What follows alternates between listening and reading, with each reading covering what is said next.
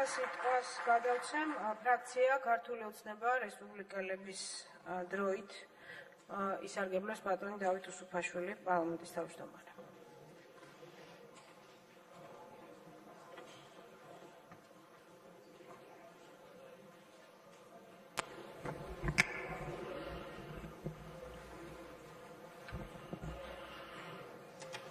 ალბათ ასე უნდა დავიწყო გამოსვლა პუტინი მტერია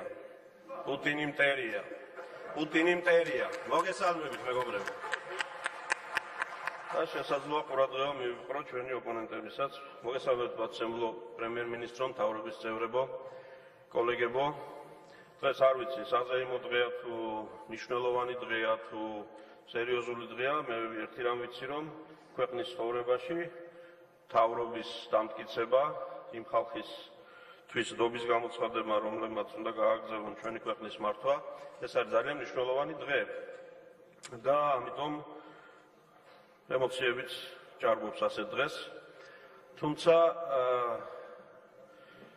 მე მინდა ცოტა სხვა თემაზე ვისაუბრო და მე თან წამოვიღე სამი დოკუმენტი წიგნი საქართველოს კონსტიტუცია თავრობის პროგრამა ძლიერი დემოკრატიული ერთიანი საქართველოსთვის და ასოცირების შეთანხმება, რომელსაც ჩვენ სულ ცოტა ხნის წინ უყარეთ კენჭი. მე მგონია, რომ დღეს რაც მნიშვნელოვანი არის სწორედ ეს სამი დოკუმენტი და მნიშვნელოვანია ის, რომ შევთანხმდეთ, შევჯერდეთ აი ამ სამი ძირითადი დოკუმენტის ტექსტის, გეგმის საფუძველზე, როგორ გავაგრძელოთ ჩვენ კოალიცია ქართულმა ოცნებამ ამ ქვეყნის მართვა და 2 წელიწადში, დაახლოებით 2 წელიწადში, როდესაც კვლავ წავდგებით გამორჩევლის წინაშე, როგორ უპატაკოთ ქართველ ხალხს, რომ ჩვენ წინ წავიყვანეთ ქვეყანა და შევასრულეთ ის, რაც ამ დოკუმენტებში წერია და ისე, როგორც ეს დოკუმენტები გვავალებდა. ესაა მნიშვნელოვანი, ესაა ძირითადი. რა არ არის მნიშვნელოვანი, რა არ არის ძირითადი? დროის კარგვა, დროის ხარჯვა, ნერვების ხარჯვა. იმაზე, რაც ამ დარბაზში ამ წელიწადნახევრის განმავლობაში მოგვისმენია უკვე შესაძლოა 20 ჯერ, 30 ჯერ, 50 ჯერ. მანამდე სხვაგან ვისმენდით ამას. ვისმენდით იმას, რომ ესე იგი საქართველო გადაიქცევა რუსეთის კოლონიად, იმიტომ რომ ეს ასე არის ჩაფიქრებული და ასე შემდეგ. იცით, ბევრჯერ მომისმენია, დღესაც გაისმოდა აქ ეს ფრაზები, რომ აი ნერვები ეშლება ხალხს, რომ რატომ ლაპარაკობს ეს ხალხი ამდენს. მე ნერვები იმაზე მეშლება, როგორ გეშლებათ ნერვები იმაზე, თუ რაზე ლაპარაკობს ეს ხალხი. არ შეიძლება რომ მოვხჩეთ ეს ამბავი და მივხედოთ საქმეს. და ის საქმე მერე თავად აგვანახებს ყველაფერს. და ამ ხალხის საქმემ, რაც დაანახა ქართველ ხალხს, ქართველმა ხალხმა სამ არჩევნებზე და კარგი შუალედებით, ისე კი არა ცხელგულზე. 2012 წლის ოქტომბერში, 2013 წლის ნოემბერში, 2014 წლის ივნისში, აი კარგი შუალედებით, რომ კარგად დაფიქრებულიყო. რომ ის რომ არ უნდოდა და ვიღაცა სხვა მისცა 2012-ში, მართლა უნდოდა მერე კიდევ და მათ შორის სულ 2 თვის წინ, როდესაც კოალიცია ქართული ოცნება არჩევნებზე გავიდა, სწორედ რომ ბიძინა ივანიშვილის გარეშე, მისი სახის და სახელის გარეშე. ერთი სიტყვა არ გაუგია ქართულ ხალხს მისი მხრიდან. ეს იყო რეალური გამოცდა. და ამ გამოცდის ჩაბარების შედეგად არის ის, რომ დღეს 70-ზე მეტ საკრებულოში კოალიცია ქართული ოცნება არის უდიდეს უმრავლესობაში, ყველა გამგებელი და მერი არის კოალიცია ქართული ოცნების წარმომადგენელი. დემოკრატიისთვის ცოტა არ იყოს შეუფერებელი შედეგიც კი არა. იმდენად დიდია მხარდაჭერა. ამიტომ ამ ყველაფერზე პასუხი გაცემულია. ეს დამთავრდა ეს ამბავი. ეხლა დარჩა ერთადერთი რამ, საქმის კეთება. და ამ საქმეს ჩვენ მხოლოდ იმ შემთხვევაში ვერ გავაკეთებთ, თუ სტანდარტად დავტოვებთ ნაციონალური მოძრაობის 9 წელიწადს. და თუ ჩვენ ახალ შინაგან საქმეთა მინისტრს იმიტომ შევაქებთ, რომ ის ძველ შინაგან საქმეთა მინისტრზე უკეთესია და ეს იქნება სტანდარტი, რა თქმა უნდა წინ ვერ წავალთ. მე მესმის ბატონი ალექსის მისი განცდები, როდესაც ყოფილი გვარები არ მინდა რომ დავასახელო ხოლმე, საერთოდ ჯობი აღგზავნოთ პარლამენტში ტრიბუნიდან გვარების ხსენება. საქმეზე ვილაპარაკოთ, მოვლენებზე ვილაპარაკოთ. ესე ახალგაზრდობას უწუნებს მას ის ადამიანი, რომელიც მასზე გაცილებით ახალგაზრდა, სწორედ თოფობანას თამაშობდა შინაგანსაკუთრებათა მინისტრობის დროს. და ეხლა ჭკუას გვასწავლის. კი ბატონო, ეს აღმაშფოთებელია, რაღაც გამაღიზიანებელია. მაგრამ თუ ამაზე გავღიზიანდებით, ესე იგი დროს დავკარგავთ სხვა რამეზე და საქმეს ვერ მოვახმართ. ამიტომ ჩვენი სტანდარტი არ უნდა იყოს ის და აღარ უნდა იყოს ის და დღეს ფრაქცია რესპუბლიკელები, მე პირადად ერთი პარლამენტის წევრი, დობას უცხადებ მთავრობას და ვეუბნები, რომ დღევანდლიდან ჩვენთვის სამოქმედო სტანდარტი და შედარება, რას ვედრებით, არის არა წარსული, არამედ დღევანდელი ევროპა.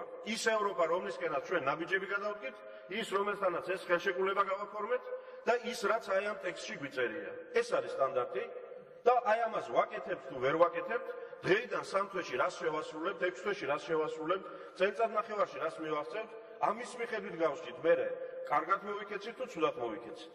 ყველაფერი დანარჩენი ეს უკვე წარსულია. წარსული მივანდოთ იმ ხალხს, ვინც არის წარსული სპეციალისტი. ისტორიკოსები, პროკურორები, ექსპერტები და ასე შემდეგ. მომავალი უნდა ვანდოთ იმ ხალხს, ვინც ამისთვისაა დაქირავებული მთავრობა, საპარლამენტო უმრავლესობა. ამიტომ წინ გავიხედოთ. ჩვენ გვინდა, რომ ჩვენი საგარეო საქმეთა მინისტრი იყოს ძალიან კარგი, მაგრამ არა 9 წელი რო ვინმე მინისტრი იყო, იმაზე უკეთეს. არამედ 2 კვირის წინ აქ რომ ბატონები ბრძანდებოდნენ, ევროკავშირის ქვეყნების სახელმწიფოების საგარეო საქმეთა მინისტრები. აი იმაზე უკეთესი უნდა იყოს და იქნება. დარწმუნებული ვარ. თვითმფრინავი მინისტრი. ჩვენ გადავწყვეტეთ ჩემპიონთა ლიგაში თამაში, როდესაც ასოცირების ხელშეკრულება დავდეთ ევროპასთან. ამიტომ კეთილი ვინებოდა შესაბამისი სტანდარტებით ვივარჯიშოთ და ვიშრომოთ. თუ ამ ხალხს გავეჯიბრებით, საქართველოს ჩემპიონატიდანაც გავვარდებით. ანუ მომავალ არჩევნებში ვერაფერსაც ვეღარ მივიღებთ. ამიტომ ჩვენ უნდა შევთანხმდეთ ერთ რამეზე, უმრავლესობა და მთავრობა, რომ არ უნდა დავკარგოთ ამდენი დრო ოპონენტებთან იმ ტიპის ოპონირებაში, რომელიც სრულად უსაგნოა და ერთადერთ რამეს ემსახურება. მათ პოლიტიკურ ტიპს. თუ საყურადღებო მოგვითხრეს რამე, ციფრი მოგვიტანეს, ფაქტი მოგვიტანეს, ეს რა მიმართულებითაც არ უნდა იყოს. ყურადღებით უნდა შევისწავლოთ. ნუ დაგვემართება ის, რომ კითხვის დამსველი რო არ მოგწევს, თვითონ კითხვაში რა არის, იმას ყური არ ვათხოვოთ. მაგრამ ამის იმედზე ხო არ ვიქნებით ჩვენ. ჩვენ უნდა გავაკეთოთ რა? საპარლამენტო უმრავლესობამ უნდა გაიზიაროს პასუხისმგებლობა მთავრობასთან ერთად. ეგრე არ არის საქმე, რომ ჩამოვძანდა ეს ხალხი, ნდობა გამოუცხადეთ და ახლა ააწყვეთ ეს ქვეყანა ისე, რომ 2 წლის მერე ჩვენ ისევ პარლამენტში მოვხდეთ. ეგრე არ გამოვა. ჩვენც უნდა ავწიოთ ჩვენი სტანდარტი საპარლამენტო უმრავლესობამ. საკომიტეტო მუშაობის სტანდარტი უნდა ავწიოთ. რაც წერია აი ამ პროგრამაში, ვისი გასაკეთებელია? მხოლოდ მთავრობის? არა. რო გადაშალოთ თითოეულ პუნქტს სადაც მიადგებით რაღაცას აიკითხავთ, ეს ჩვენი საქმეცაა. ამიტომ უნდა გავმართოთ სამთავრობო საათი, რომელიც რეგლამენტში გვიწერია. სექტემბრიდან თბილისში პარლამენტის შენობაში ჩვენ შევძლებთ სრულფასოვან მუშაობას საკომიტეტო მუშაობის კუთხით. ჩვენ ყოველ კვირას უნდა გქონდეს იქ ძალიან მნიშვნელოვანი სამუშაო ღონისძიებები. ჩვენ ყოველ კვარტალად უნდა მოვისმინოთ ბიუჯეტის შესრულების ანგარიში. იმიტომ რომ ჩვენ ვართ დაინტერესებული სწორად და კარგად საქმის საყვანაში და რა ვინმე სხვა. და პასუხისმგებლობაც უნდა გავიზიაროთ და შრომაც უნდა გავიზიაროთ. და უნდა დავახციოთ თავი იმ გარკვეულ ხასიათს ჩვენს საიდან მომდინარეობს არ ვიცი, რომ ან ძმობის რეჟიმში ვართ ერთმანეთთან, ან მტრობის რეჟიმში. უმრავლესობა და მთავრობა არც ძმობის რეჟიმში უნდა იყოს ერთმანეთთან და არც მტრობის. ჩვენ უნდა ვიყოს პარტნიორობის და ოპონირების რეჟიმში.